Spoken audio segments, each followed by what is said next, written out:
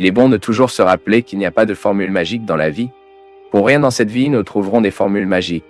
Nous savons que la recherche de formules magiques est un moyen de nourrir la paresse. Parce qu'il n'y a pas peu de moments dans la vie lorsque nous sommes confrontés à la nécessité de changer, mais nous savons que le changement nécessitera des efforts de notre part. Donc, pour ne pas vouloir l'effort que nous aurons à faire, nous finissons par chercher sur le côté pour voir si nous ne trouverons pas de recette magique pour surmonter ce moment sans avoir à passer par le sacrifice, la restriction et l'effort. Dieu nous enseigne que la meilleure façon dont nous devons être gagnants est de y mettre notre confiance. Nous nous souvenons peut-être que nous pouvons tous en Dieu, que nous pouvons nous renforcer, comme le dit le beau mot Saint Paul. Mais quand nous aurons besoin de comprendre cette confiance, nous verrons qu'il a des développements, que la confiance de Dieu signifie accueillir une grâce qui nous vient, mais aussi faire un effort qui dépend de nous. La victoire en Dieu n'est possible que lorsque nous accueillons la certitude que nous pouvons tous. Mais nous déplions ensuite cette certitude et cette confiance dans les attitudes concrètes qui nous réfèrent à ce que nous disons que nous pouvons. C'est la victoire que Dieu réserve à tous ceux qui croient en lui. Pour cette raison, il s'agit d'une victoire progressivement construite, en partenariat.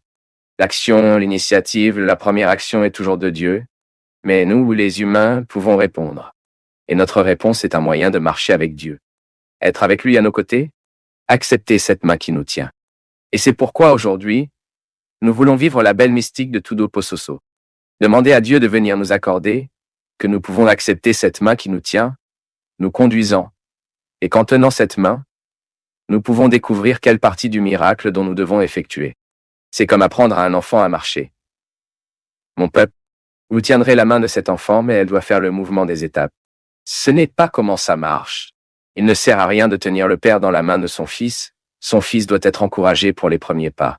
Et c'est beau de voir un enfant apprendre à marcher à cause de cela. Elle constate que la main l'encourage à faire des mouvements, l'encourage à sortir de sa place. Avoir confiance en Dieu ne signifie pas seulement tenir la main, mais savoir que cela soutenu par cette main, nous sommes possibles de marcher. C'est pourquoi Dieu ne résout pas nos problèmes, mais il nous permet de les résoudre. Dieu ne vient pas vivre pour nous, mais il nous renforce pour que nous vivions de la bonne manière. Et beaucoup de gens pensent, non? Question parfois. Comment puis-je savoir, Père, que je suis sur la bonne voie? Comment puis-je savoir que je fais les bonnes choses? Lorsque vous sentez que vous êtes calme avec ce que vous décidez et vivant. La tranquillité dans nos cœurs, vous savez, est un moyen que Dieu doit nous montrer le chemin. Combien de fois avons-nous besoin pour prendre des décisions difficiles, mais en les rendant, nous sommes calmes. Cela signifie que Dieu parle à nos cœurs par notre conscience. Dieu entre dans nos vies parce que nous permettons, parce que nous vivons ce partenariat, je permets à son action de trouver une réponse en moi. Et c'est ce qui est beau. Lorsque nous vivons ce partenariat dans notre vie quotidienne, lorsque nous ne nous détachons pas de Dieu. Être un homme et une femme à la recherche de la sainteté, n'est-ce pas? Nous vivons ce processus constant de savoir que nous pouvons nous renforcer. Mais qu'il nous renforce afin que nous puissions agir, afin que nous ayons des attitudes concrètes, afin que nous puissions nous transmettre aux changements nécessaires, afin que nous puissions faire en sorte que la vie se produise comme Dieu a rêvé. C'est pourquoi la musique de Célina parle si magnifiquement. Je veux être à l'endroit que Dieu a préparé pour moi. Combien de personnes ont des malheureuses parce qu'elles sont au mauvais endroit? Parfois, je continue de voir des gens perdus dans la drogue. Je ne peux pas croire qu'il y a du bonheur dans la drogue. Peut-être que vous passez par ce problème d'avoir une dépendance qui consommera votre santé. Pensez à l'état de nos cœurs aujourd'hui. Si aujourd'hui, vous avez un cœur lourd de haine, à contre-cœur, pensez-moi, est-ce cet endroit que Dieu a préparé pour vous? Dieu vous a-t-il projeté avec tout ce qu'il vous a donné pour vous endormir aujourd'hui avec toute cette haine dans votre cœur? Pourquoi gaspilleriez-vous une bonne partie de votre vie à détester, à donner une machine à donner aux autres? Le projet que Dieu a fait pour vous que vous êtes malheureux? Non, nous ne pouvons pas le croire. Le malheur fait partie des choix que nous faisons lorsque nous permettons au diable d'obtenir le bédélo dans l'histoire, non? Je ne peux pas croire que Dieu nous a fait pour des échecs. Dieu nous a fait pour des réalisations, pour de grandes réalisations, et des réalisations humaines. Je ne parle pas de réalisations matérielles. Non, il peut même y avoir un épanouissement matériel, mais ce sera une conséquence d'une réalisation humaine. Le plus important, le plus grand succès que nous pouvons vouloir réaliser dans la vie est d'être heureux, Nous sommes satisfaits de ce que nous sommes. Nous pensons que nous sommes sur la bonne voie, que nous recherchons les bonnes choses. C'est ce qui peut réussir dans la vie de quelqu'un. Nous avons vu là-bas. Nous suivons cette triste mort de cette grande star de la musique populaire du monde. Regardez quelle était la vie de ce garçon. L'autre jour est venu un peu plus dans son intimité, a montré quelques vidéos, montré quelques détails sur une vie qui voit à l'extérieur, doit être merveilleuse d'être Michael Jackson, on pouvait penser. Je me souviens quand j'étais adolescent. Combien de fois je voyais aussi cette histoire éclairée, danser comme lui. Nous payons des tamarins comme ça, hein, cri. Et puis vous restez, quand vous mourrez, vous continuez à penser, mon Dieu, aujourd'hui à mon retour d'Andradino, où j'étais hier, il a suivi le premier moment où j'ai commencé à faire des spectacles. Quand j'ai commencé à travailler avec la musique catholique. Et parfois cette chose d'être célèbre nous enlève des droits simples, bouquets, petits, de vous y séjournant à l'aéroport en attendant l'avion. Comme chaque personne ordinaire assis à discuter avec des amis, en prenant un café. Parfois, nous en perdons le droit. Et bien sûr, nous vivons à très petite échelle, mais voyons ce qu'était la vie de Michael Jackson. Combien de personnes ont regardé cet homme et pensé « Cet homme est un homme qui réussit. Mais quel succès est-ce? Qui enlève de lui le droit d'avoir des amis? Qui lui enlève le droit d'être une personne ordinaire? Qui lui enlève le droit d'avoir de petits plaisirs simples? Le succès est d'être heureux. Ce garçon a-t-il réussi à l'être même si vous avez toute cette reconnaissance mondiale, internationale? Combien de personnes célèbres s'en plaignent? Ils ont atteint la gloire, mais n'ont pas atteint l'accomplissement personnel. Je dis souvent que mon père n'est jamais apparu dans les gros titres des journaux.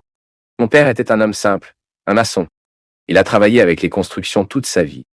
Mais je peux dire que mon père a réussi un homme, parce que j'ai reconnu en lui cette joie d'être qui il était. Malgré les limites, malgré les défauts, mais mon père était un homme qui était heureux de rentrer à la maison à la fin de la journée.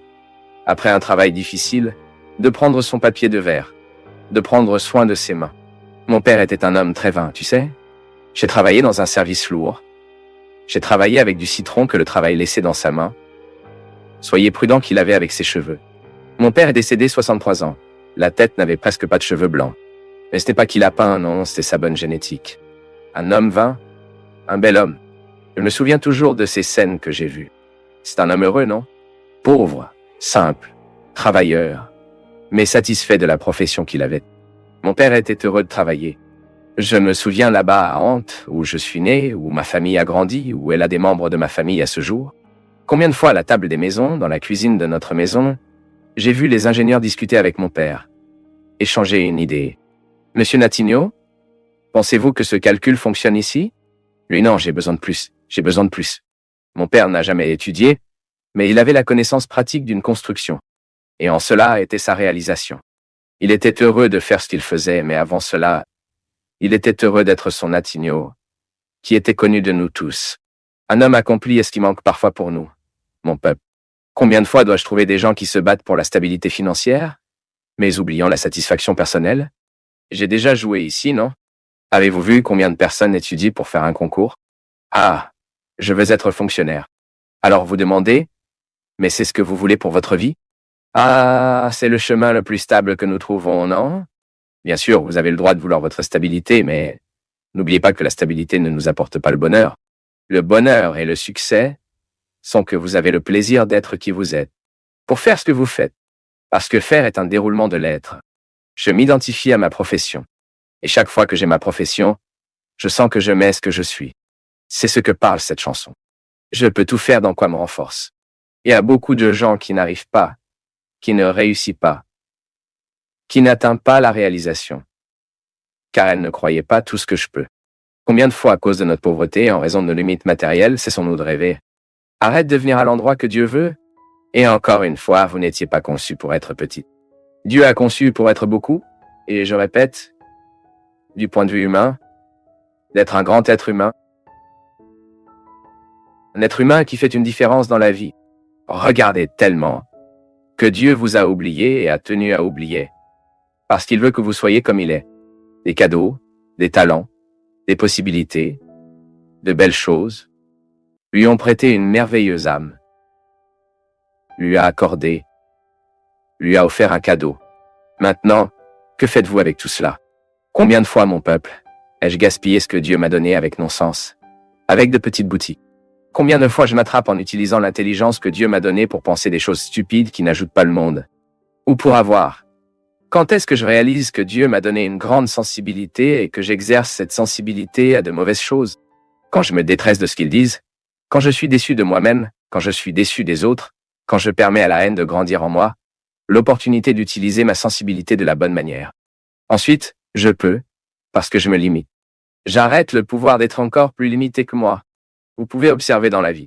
Soit nous améliorerons ce que Dieu nous a donné, soit nous le réduirons avec la façon dont nous vivons. De petits sentiments nourrissez-vous ou non? Tout passe par notre choix. Et comme nous choisissons le sentiment qui nous guidera, le rêve qui nous guidera, nous déterminons en quelque sorte ce que Dieu réalisera avec nous ou non.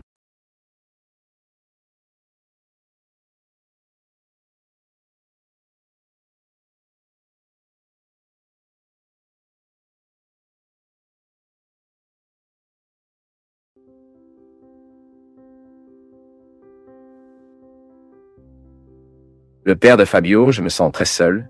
J'ai une famille merveilleuse, mais je me sens malade. Et cela ne fait pas partie de moi. Je pense que tout le monde parle, je pense en ce moment que tout le monde parle de moi, que tout le monde me veut mal, que tout le monde se sent jaloux des choses que je peux. Aide-moi. Je m'appelle Larissa, j'ai 20 ans. Voir. Le symptôme de Larissa est un symptôme très courant de nos jours, qui est cette anxiété, cette insécurité, la peur. Tout cela entraîne une manière de vivre beaucoup. Bien sûr, il y a des photos dès que vous devez envoyer, allons chez le médecin, voyons ce qui nous arrive. Il peut manquer une substance physique de chimie qui provoque le bien-être. C'est un autre cas. Ce que je dis, c'est ces insécurités que nous créons, que nous y plongeons, et qu'ils rendent nos conviviales trop difficiles. Mon peuple, une chose est juste, la vie n'a jamais été facile. Je n'ai pas cette illusion de penser qu'aujourd'hui est plus difficile qu'elle ne l'était hier. Maintenant, c'est un fait indéniable. Le monde a été très modifié 30 ans ici. La communication a radicalement changé le monde.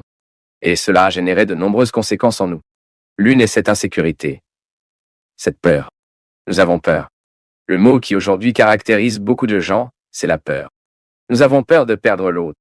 Nous avons peur que l'autre ne soit pas une vie à nos côtés. Nous avons peur de ne pas réaliser. Nous avons peur de la solitude.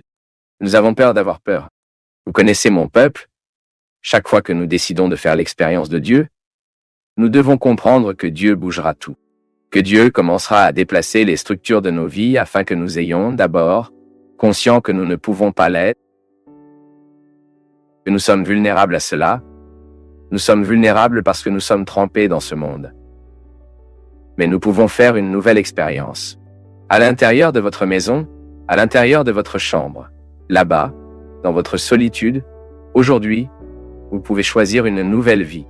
Vous n'êtes pas condamné à vivre la vie de tout le monde. Aujourd'hui, vous avez l'occasion d'être touché par cette force de Jésus, cette impulsion de Jésus. Cette impulsion de Jésus, cette grâce que Jésus nous offre pour provoquer en vous une révolution. Cette transformation intérieure appelée conversion. Aujourd'hui, je veux regarder le monde avec un peu plus d'optimisme, un peu plus d'espoir et un peu plus disposé. Je ne veux pas le permettre, je ne veux pas l'admettre du tout. Je ne veux pas admettre que je dois mourir avec les défauts que j'ai aujourd'hui. J'ai la possibilité de regarder mes misères et de traverser cette mer. J'ai l'occasion d'atteindre de l'autre côté beaucoup mieux ce que je suis ici aujourd'hui. Parce que Dieu le veut de moi. Dieu le veut de vous. Vous pouvez également être plongé dans de nombreuses difficultés, dans beaucoup d'entre elles. Il se peut que vous vous sentiez aussi seul aujourd'hui. Vous pouvez même ne plus être pris en charge. Vous pouvez avoir du mal à vous aimer. Vous pouvez avoir du mal à prendre soin de vous. Donnez à Dieu une opportunité. Faites votre religion. Que ce ne soit plus un code d'obligation, non. Permettez à votre âme d'être visitée aujourd'hui pour cette certitude. Dieu vous veut toujours. Permettez à Dieu le nouveau aujourd'hui de venir donner une douche. Venez laver tout ce qui est vieux en vous, qui n'est plus servi à rien. Pas le vieil homme, tout ce qui est endommagé. Parce que le vieil homme que je veux rester, je veux beaucoup de vieilles choses pour rester en moi. Ce qui est endommagé, permettez à Dieu le nouveau remplacer tout ce qui est endommagé en vous. Permettez à Dieu aujourd'hui de renouveler vos rêves. Permettez à Dieu aujourd'hui de renouveler vos espoirs. Permettez à Dieu aujourd'hui de prendre soin de vous. Permettez à aujourd'hui l'amour de Dieu de trouver votre cœur aujourd'hui et vous faire ressentir la satisfaction d'être qui vous êtes à nouveau. Parce que lorsque Dieu entre dans nos vies, c'est la première chose qu'il fait. Il nous donne des raisons pour que nous sourions. Satisfaction d'être qui nous sommes. Vous vous regardez. Reconnaissez-vous misérable, mais en même temps satisfait de ce que vous y faites avec toutes ces misères. Vous gérez bien. Votre travail est fructueux. Et parce que cette œuvre est fructueuse, la grâce de Dieu crée beaucoup d'occasions de grandir en vous. Qu'il vous accompagne, qu'il vous bénisse. Puisse-t-il vous permettre de jeter tout ce dont vous n'avez certainement plus besoin de continuer. Fado, à l'école, dans mon groupe d'amis, j'ai toujours été très ridiculisé. Peut-être à cause de ma taille physique, ce qui a toujours rendu mes activités difficiles pour mes activités avec mes amis. Et même si j'ai perdu beaucoup, je souffre toujours de la même manière. Comment puis-je me débarrasser de ce rôle, père? Je me suis fatigué d'être le stupide idiot et aujourd'hui je pense que je suis seul car je n'ai pas à remplir le rôle qu'avant de remplir. Ce qui est intéressant en jeu en question que... Pourquoi? C'est très intéressant. Dans les relations sociales que nous avons établies, un rôle soutient l'autre. Lorsque nous, par exemple, ridiculions quelqu'un et que nous sommes en groupe, ridiculiser l'autre nous fait nous sentir bien avec nous-mêmes. Déjà observé ceci? Et puis, vous vous rendez compte que au moment où vous voyez de quelqu'un, l'autre offre un rôle social. Autrement dit, c'est maintenir votre joie. Vous gardez votre satisfaction. C'est terrible. Mais c'est une réalité qui se produit tout le temps. À tel point que dans les relations familiales, si la psychologie nous aide à comprendre cela, que tout le temps nous jouons une sorte de rôle. Par exemple, vous avez la famille prospère, mais vous avez également le défaut. Vous avez celui qui a réussi, mais vous avez la victime. Et souvent, la victime est maintenue dans la relation avec celle qui réussit, car malheureusement, les relations humaines passent toujours par la comparaison. Et toujours celui qui est dans une situation favorable finit par jouer ce rôle social. Il peut être non seulement au sein de la famille, mais il peut également être dans votre groupe de travail, où qu'il se trouve. C'est pourquoi lorsque nous parlons de relations, nous devons être très conscients et clairs. Nous devons donc toujours approfondir les problèmes humains, afin que nous puissions commencer à identifier deux choses très importantes. Quel est le rôle que je joue dans les relations? Comment les gens m'interprètent-ils? Et puis, comment puis-je leur permettre de m'interpréter? Parce que c'est une chose d'être ridiculisé une fois et que vous l'acceptez. Une autre chose est que vous êtes ridiculisé toute votre vie, et cela devient important pour vous de maintenir le lien avec les gens. Et souvent, la victime est maintenue comme ceci. Le succès s'assure que la victime est toujours de son côté, car c'est la meilleure façon dont elle doit se sentir réussie. Comment une personne se sentira-t-elle réussie si elle ne compare pas avec quelqu'un? Ce n'est pas vrai? Et parfois, cette comparaison se produit tout le temps, et nous ne réalisons pas que cela se produit. À la maison, par exemple, Junior, il ne s'agit pas seulement de votre relation avec vos amis. Tout le temps que vous jouez également un rôle social. Maintenant, mon ami, vous devez être prudent parce que vous permettez à ce personnage de continuer. Et c'est vous qui vous a créé, et vous devrez détruire.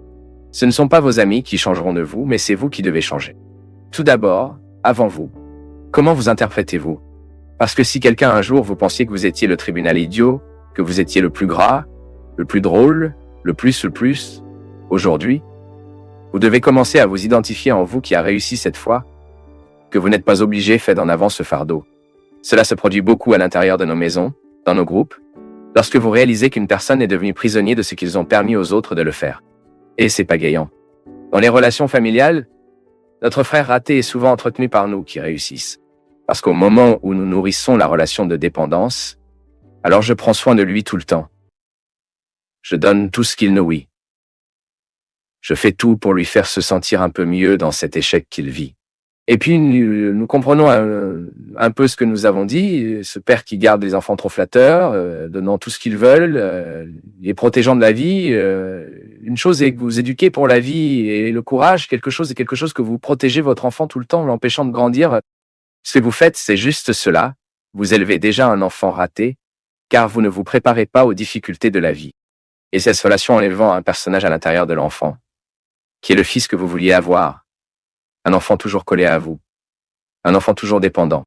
Ce n'est pas ce que nous avons pour éduquer nos enfants. Nous devons faire très attention à nous pour identifier quel est le rôle social que nous jouons dans la maison et loin de chez nous. C'est une question de conduite, que vous découvrez si ce que vous vivez, en fait, est le plus honnête que vous puissiez vivre. Personne n'est né pour être idiot de la cour. Et nous, très facilement, avons élu ces imbéciles de la cour, à droite, parce que nous en avons besoin. Nous avons toujours besoin d'avoir le ridicule de notre côté. Donc, nous devons être prudents. Même au cours du séminaire, cela est très courant. C'est un endroit où nous sommes éduqués, je peux dire. Parce que j'ai vécu toutes nos vies dans le séminaire. Nous courons le risque d'avoir toujours ce idiot. Que tout le monde rend plus idiot. Et devient plus idiot. Plus idiot. Plus idiot.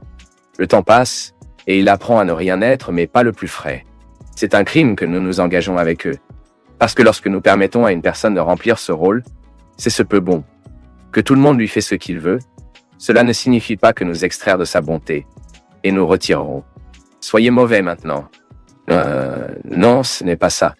Cela signifie que nous dirons et combattre que personne ne se limite à être juste ce tissu. Non. Il est disponible, mais il ne sera pas idiot pour tous. C'est celui qui sera toujours disponible. Mais découvrons ensuite un moyen de vous faire grandir à partir de cette disponibilité, afin qu'il ne devienne pas un fardeau pour cela au fil du temps. C'est très naturel de se produire. Vous devez vraiment être conscient de ce que vous avez permis aux autres de faire avec vous. Et ça n'attend pas que les autres changent, mon fils. Personne ne changera, d'accord? Le rôle que vous avez joué est déjà décoré par eux. Qui doit changer le script du film, de l'histoire?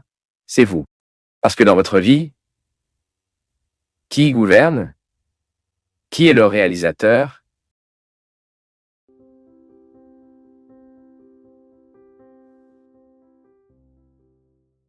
Si tu es arrivé jusqu'ici, c'est que tu as fait preuve de concentration, de présence et d'intérêt. Cela te distingue déjà de beaucoup. Et si tu laissais un commentaire pour dire ce qui t'a le plus marqué, profites-en aussi pour regarder les liens dans la description. Il y a plus de contenu créé avec le même soin pour toi. Merci, une grande accolade et à bientôt.